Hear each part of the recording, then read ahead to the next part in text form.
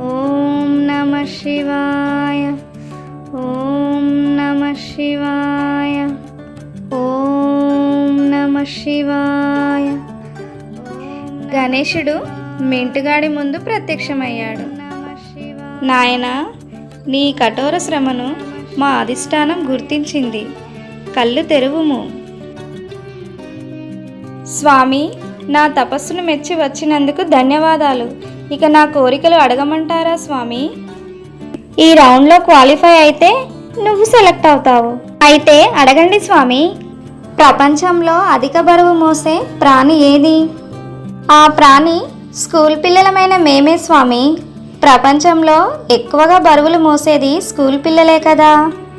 వారి బరువుకు 3 బరువు వారి బ్యాగు ఉంటుంది.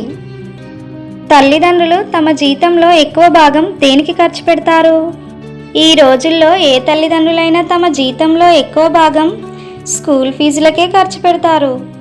పొట్టోడికి పుట్టెడంగీలు, దీని అర్థం ఏమిటో చెప్పు స్వామి. దీనికి సమాధానం మీరు అనుకుంటున్న ఉల్లిగడ్డ మాత్రం కాదు. దీనికి సమాధానం సాక్షాత్తు మేము మోసే పుస్తకాలు. నేను నర్సరీ చదివేటప్పుడు 40 పుస్తకాలు ఉండేవి. వాటిని నా తల కింద దిండులా పెట్టి పడుకోబెట్టేది మా అమ్మ. ఏంటి, పుస్తకాల వల్ల ఇన్ని ఉపయోగాలా? అదేంటి స్వామి అంత అమాయకంగా అడిగారు?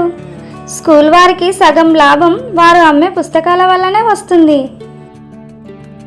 ఎంత పూర్తి చేసినా పెరుగుతూనే ఉంటుంది. ఏమిటది? మా హోంవర్కులు స్వామి. మా సగం జీవితం హోంవర్కులు చేయడంలోనే సరిపోతుంది. ఇక ఆటలాడే తీరికెక్కడుంటుంది? ఎంత పోరాడినా సాధించలేనిది ఏది? ఇది చాలా కాలంగా జరుగుతున్నదే స్వామి. స్కూల్ ఫీజులు తగ్గించాలని మా తల్లిదండ్రులు చేయని పోరాటం లేదు. పోరాటం చేసిన ప్రతిసారి ఇదిగో అదిగో అంటూ దాటవేస్తారు.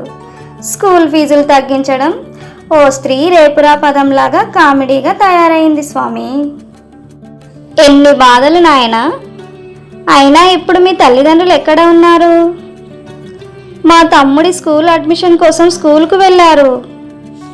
ఏంటి, వీడి కోసమే? అవును స్వామి.